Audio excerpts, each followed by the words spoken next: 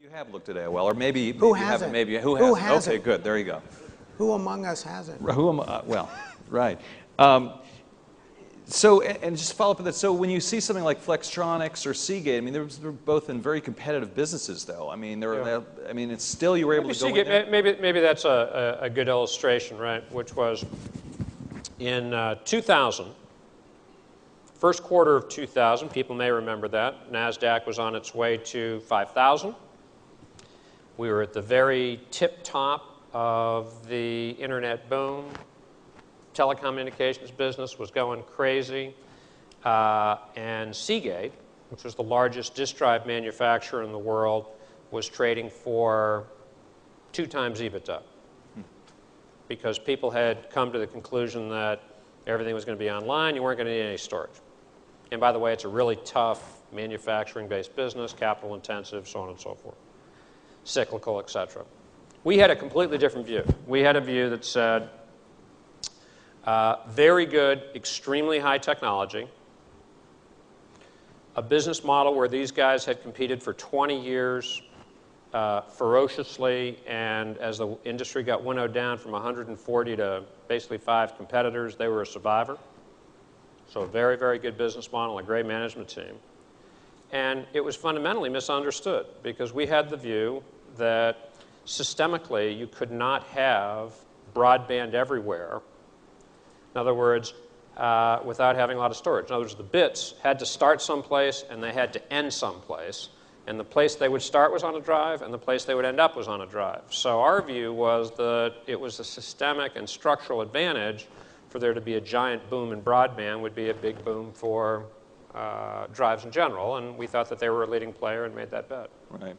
We want to get to a few questions here, but Jonathan, I'd be remiss if I didn't ask you about the biggest deal of all time that never happened ultimately, which would be Bell Canada, and was, you know, and I'm sorry, I guess I should publicly apologize. I bet you remember that.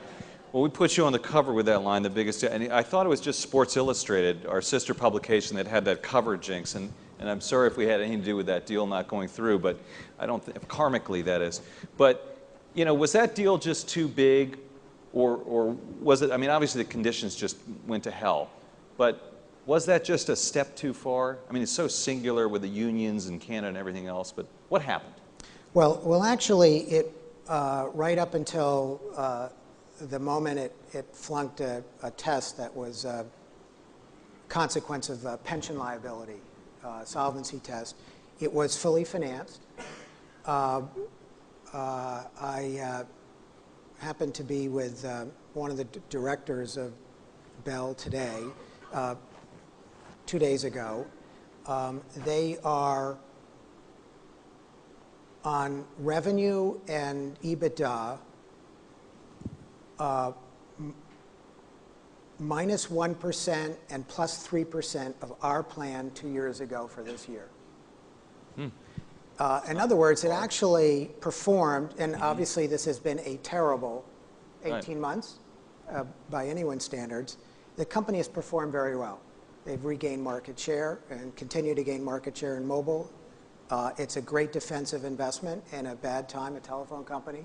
Good company. Was it too big to fail? It actually, based on the stock price coming into closing, I think most people thought it would close. I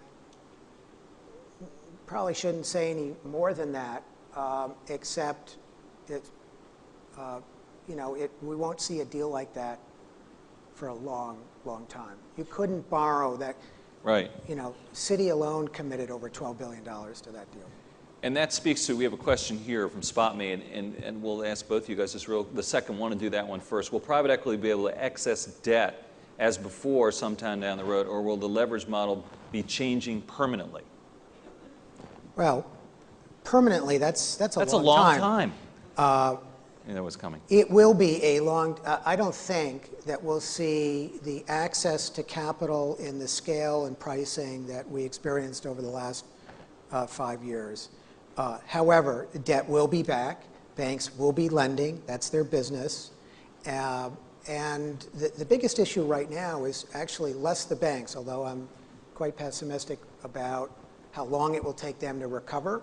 But the securitization market, which essentially ballooned beginning in, after 2000, which accounted for most of the lending supply in our business. That was the narcotic we all lived on and grew to love it. That's gone, and there at the moment, it's not rebuilt. Okay. Dave, you're originally from Lewiston, Maine, correct? Because I see we had a question here from another person from Lewiston, Maine. I know. Yeah. And does technology get in the way of media evaluation, i.e. easier ways to pirate? I think the short answer is that the technology both helps in some case drive the media companies forward to new opportunities and new markets, but at the same time it undermines old ones. So the short answer is sure, of course media, of course technology undermines whatever you're doing right now, and if you don't embrace whatever comes next, then of course you're going to get clunked on the side of the head. So you got to do both all the time. It undermines what you do.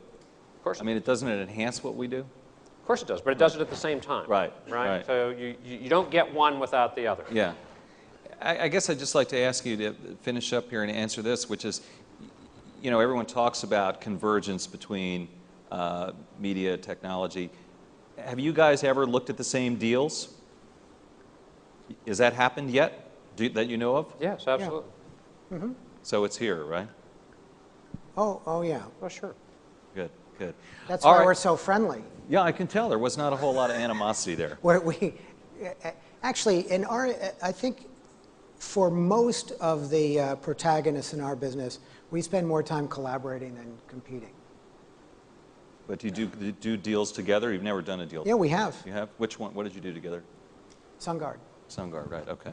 All right, I think we're out of time, so please join me in thanking our two guests, Dave Rue and Jonathan Nelson. Thank you very much, Jonathan.